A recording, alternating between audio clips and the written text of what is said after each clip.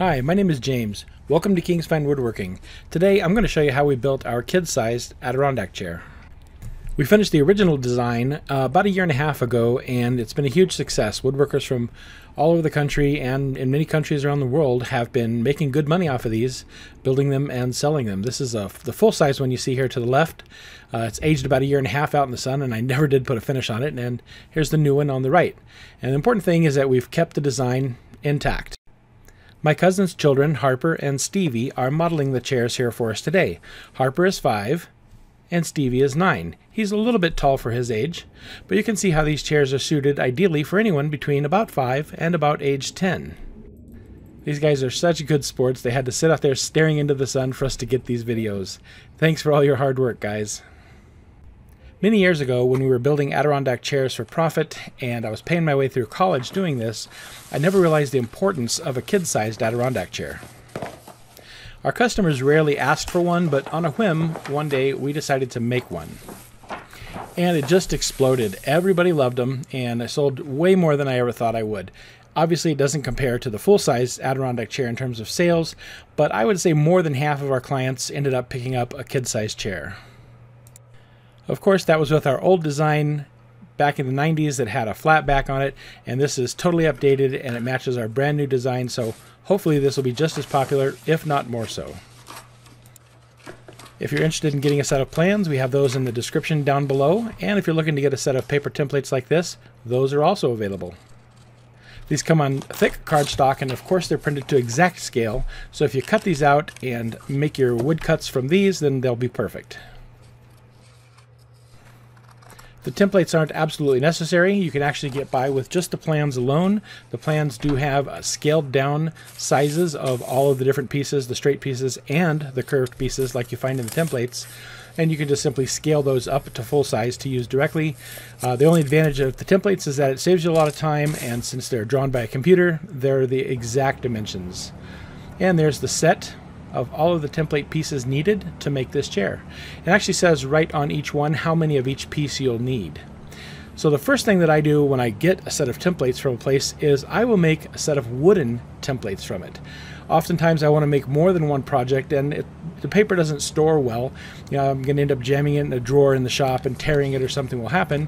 So what I usually do is I make a set of wooden templates or patterns, and I can cut everything off of those, and I can make hundreds and hundreds of chairs from one of these, and the wooden templates will virtually last forever. So I find that a really convenient option. You can also use the wooden template as a pattern to cut these out on a router table, and that makes the work even more accurate.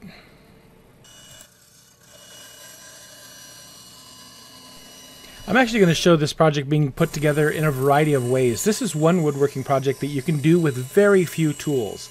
I'm showing a bandsaw here, but you definitely don't need a bandsaw. There's more than 100 people in our community group on Facebook have built these chairs, or a set of these chairs, with just a jigsaw.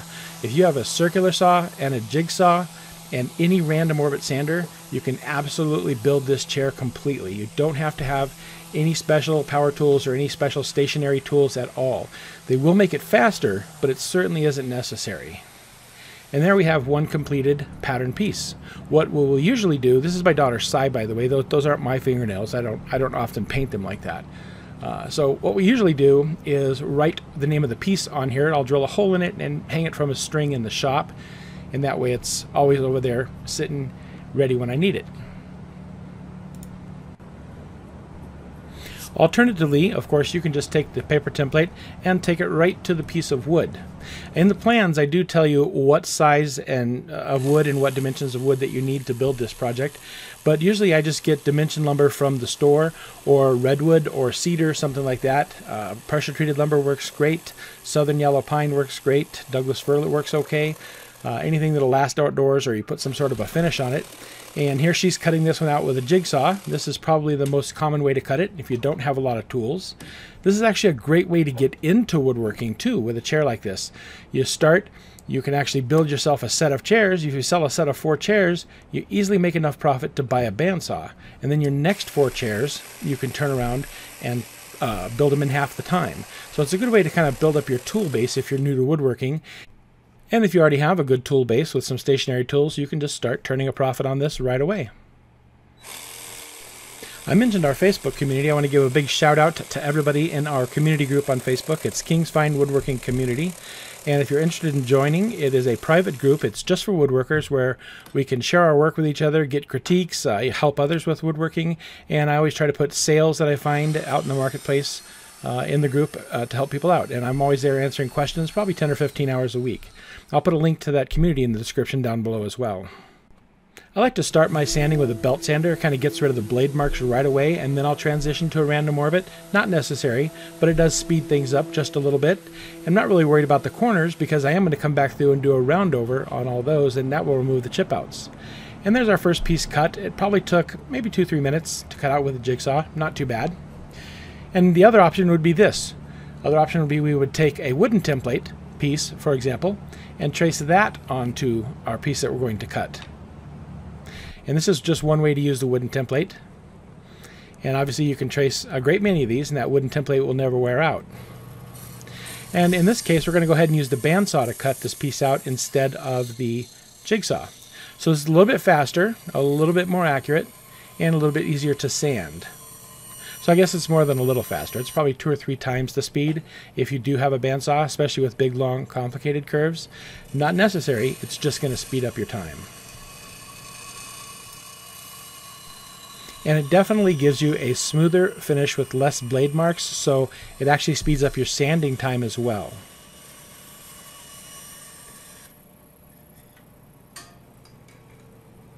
But here again, once that's done, I like to, first thing, put a belt sander to it. We put a belt sander to it, it immediately removes any blade marks if there are any, and it helps get our contour nice and round. Once we're done with that, then we move to the random orbit sander to get a nice smooth finish. And if we had any edges or corners chipped out or chunked out, I really wouldn't worry about that because we're going to hit all these edges with a router before it's complete.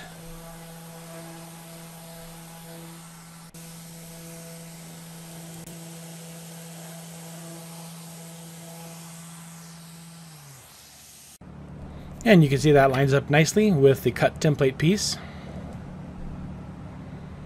That is our lower back cradle. And I'm just going to show one other option. This is actually my brother Tom. He flew in for the weekend to get some woodworking in with us, and he's helped us out here on this project. And if you happen to have one, a CNC machine is awfully handy. You can actually set your CNC machine to cut all of the parts out for you. And CNCs are coming down in price, which is also pretty handy. If you already have a CNC machine, I do have the CNC files so that you could just go directly to this, in which case you wouldn't need templates. You can just cut everything out with the CNC. And you can have that CNC working in the background while you're sanding and assembling chairs. In fact, I've had a couple of people, one of our regular viewers in Texas, he actually bought his CNC machine by selling chairs. I think he sold about 12 chairs, purchased his CNC machine, and now he makes them with the machine. So it's definitely a time saver, and once again, it's a good way to pay for a lot of your tools in your wood shop to get your wood shop built up. So now I'm going to cut out some of the seat slats. Table saw definitely helps. If you don't have a table saw, really no big deal. There's not a whole lot of straight cuts, and the straight cuts that you do have can very easily be cut with a circular saw. I'm cutting the front leg here. It's got a bit of an angle to it. It's tapered back towards the back because the armrest slopes. You can't really see the angle from the angle of this shot, but I've squared the saw up and I'm cutting the bottom part here now, and you'll be able to see that angle in just a second.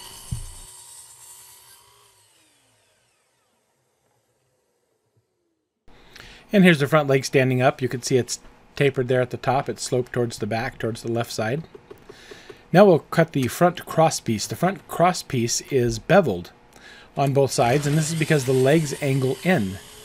So I've got my saw table there adjusted at 6 degrees, and these taper in on the left and the right both, and that's because the back legs get closer together as they approach the back of the chair and further apart, going towards the front of the chair. It makes the chair a little bit more comfortable to sit in.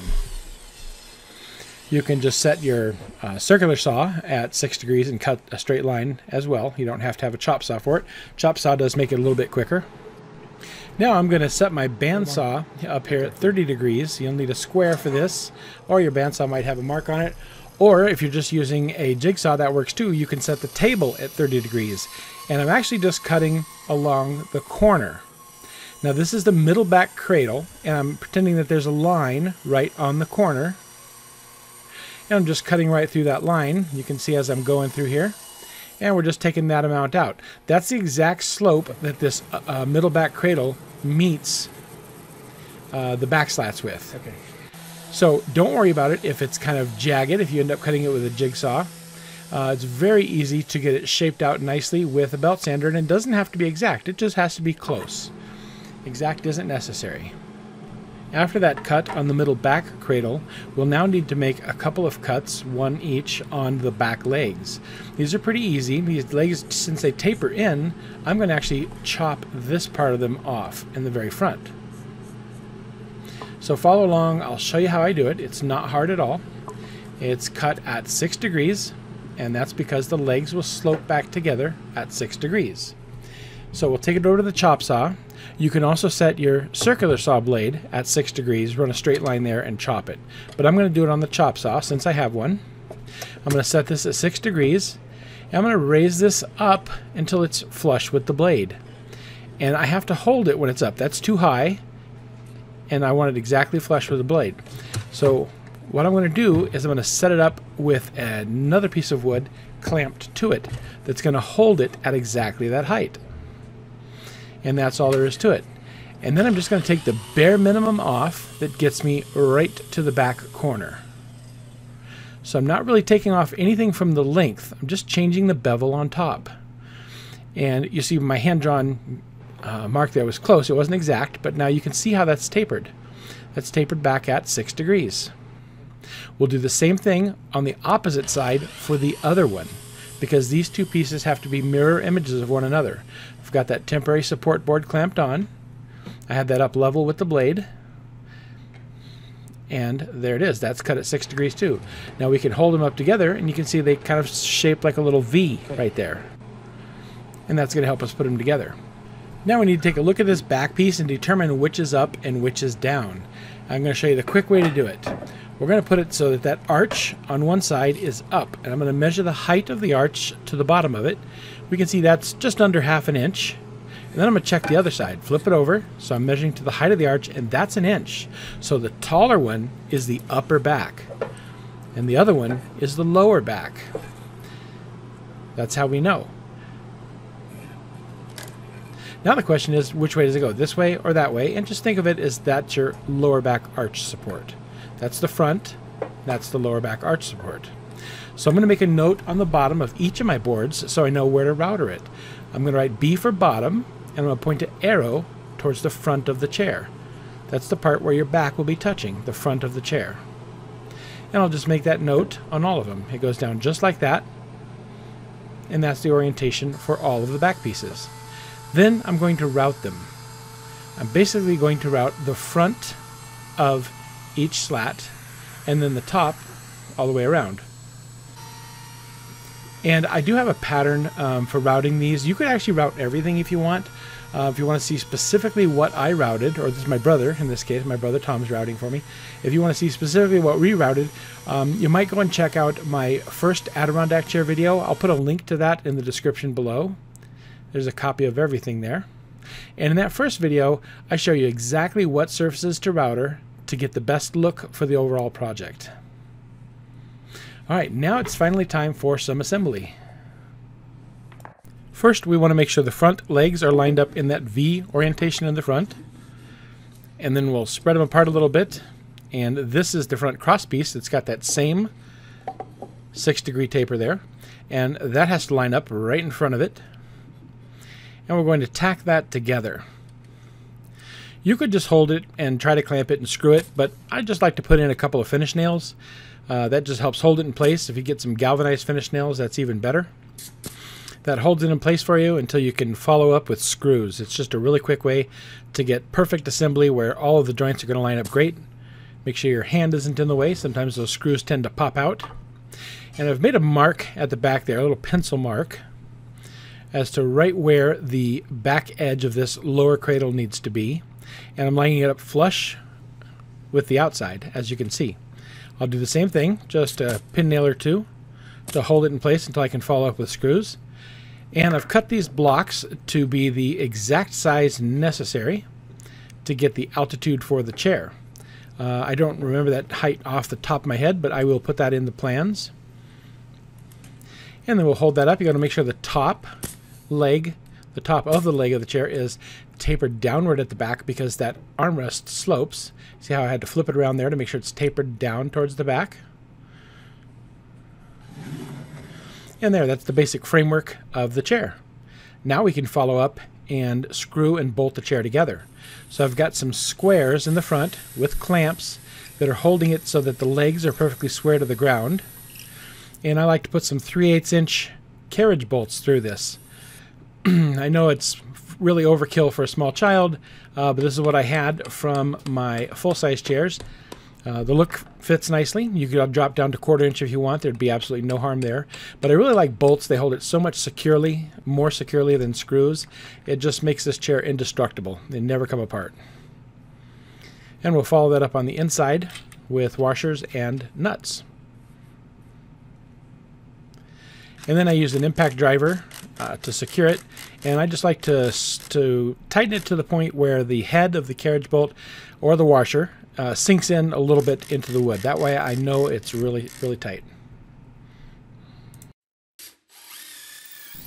Then we'll follow up with a pair of screws going into the front crosspiece. For everything here, I'll do a pre-drill with a countersink bit before we actually put the screw in. And if you want, you can drive that drill bit in just a little bit further, and you can plug these. I don't typically do that for my outdoor furniture, but if you made this out of a nicer wood, say oak or something like that, white oak, you would certainly want to do that. And then we've got a couple of screws that go into the front as well. You do have to space these, make sure that you miss those carriage bolts. And then for the back, we want to screw that in too. This is the lower back cradle, so it's going to carry, it's a cradle that carries the back slats.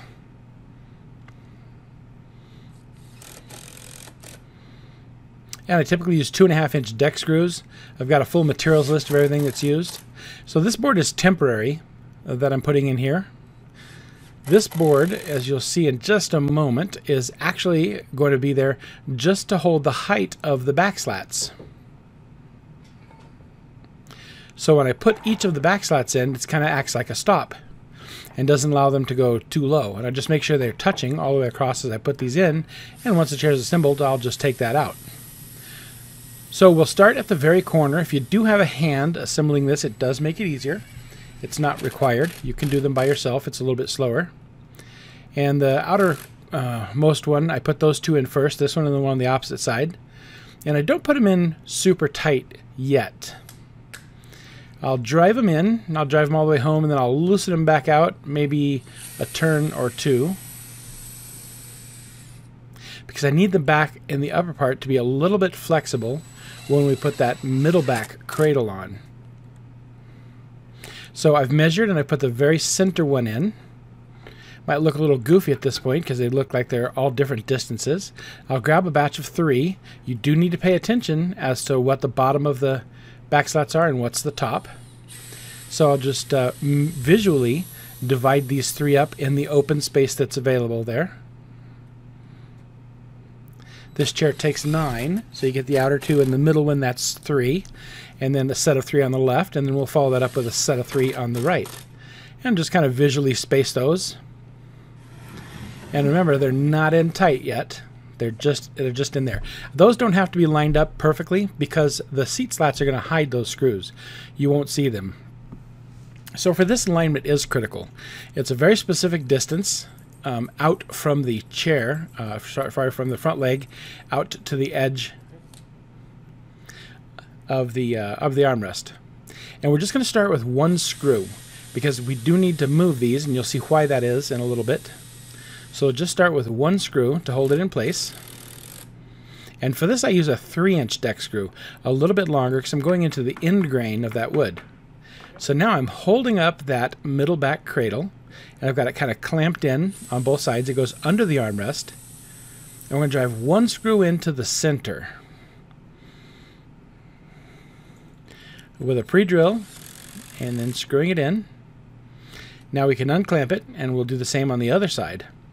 Alright, so now the reason why we only put one screw into that armrest in the front is so that this back cradle can move left or right.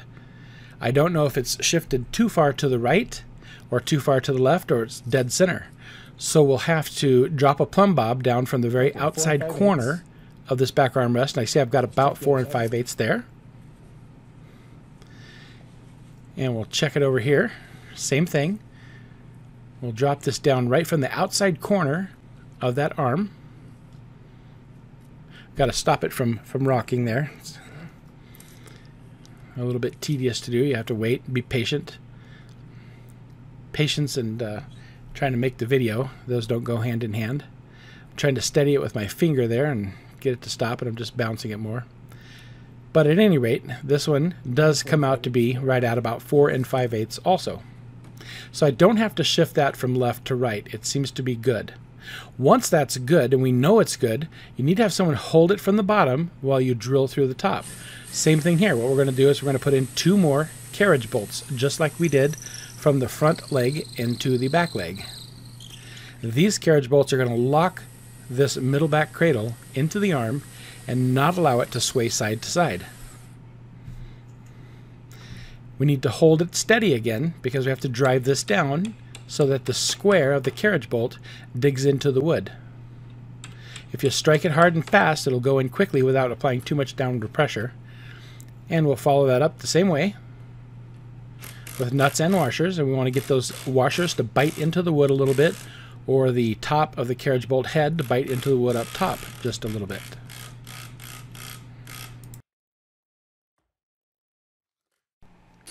Now we'll start putting these into the middle back cradle. You see I've snapped a blue chalk line there all the way across, so this screw line is nice and straight.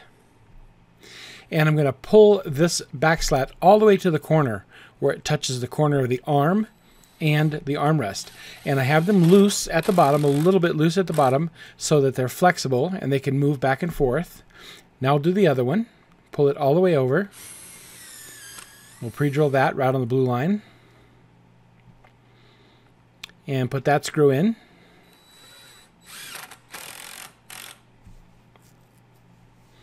And then we're just going to try to space them all by eye. Okay, middle one.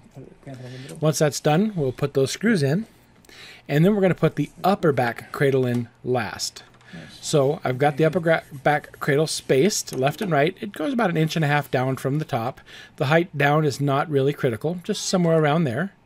And I'll clamp the middle one in, right in the middle of this middle back cradle. And then we'll just hold it and put the screws in. I tend to pre-drill them all first. We're pre-drilling these from the back side, so from the front side they're not visible. 2.5-inch screws work great here because they won't go all the way through. And once we get all of these in, then I can remove that clamp and I can drill and put the screw into the middle point.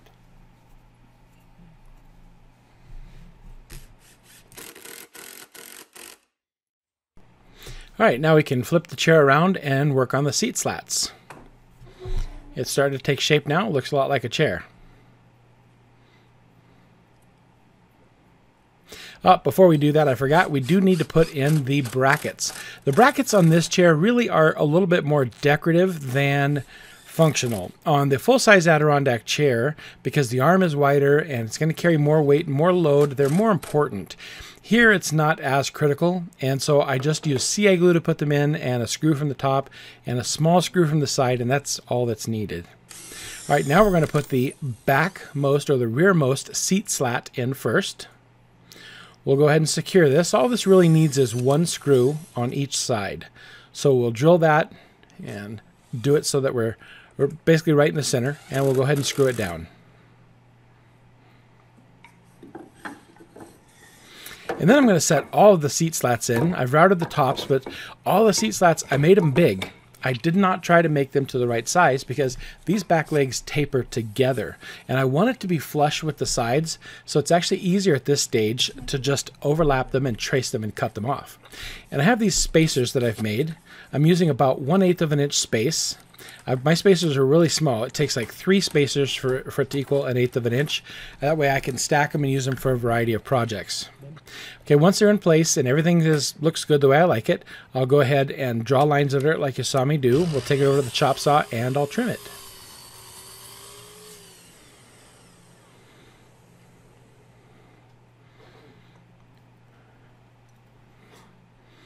You can do this with a circular saw, of course, just as easy. It's easier if you line them up and cut them all at once, too. Now, once that's done, I need to get them back into alignment and kind of hold them still because I want to router the edge also. You see, I've routed the front and back of each of these pieces, but I want the edge routed too, so they look really complete and finished from the top. That's easily accomplished if I put them all together, kind of align them with something, and do the whole side all at once. All right, so we'll take these back over to the chair, and we'll start installing these. Of course, we have to put the spacers back in because that's what they were measured for. And this time I'll probably turn the spacers sideways so they're not in the way of drilling and screwing. And we'll just make sure that each slat is centered left to right before we drill it. So we'll drill one left and right, then screw it in, and then just kind of slowly progress backwards from that point. Of course, 3 of us are here putting this chair together, although you don't really need 3 people. This at this point is pretty much a one-person job, no problem. And finally, we'll finish off with the frontmost slat, which is wider than all the other slats are in the middle. And of course, it also gets spaced the same way, so it has a nice overlap. We're going to angle these screws just a little bit so that they dig into the side there, and they're going to miss the screws that are actually holding that front cross piece on.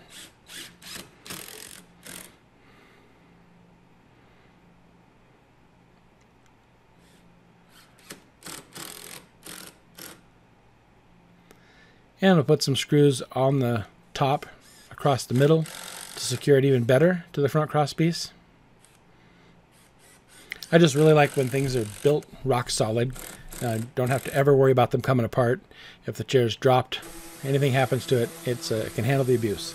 All right, and now we're just going to sand off the blue marks, and this chair is actually done. Yeah, that's what it looks like. It's actually hard to tell the scale from this point of view, but if you made it this far, I'm glad you did, and thanks for watching.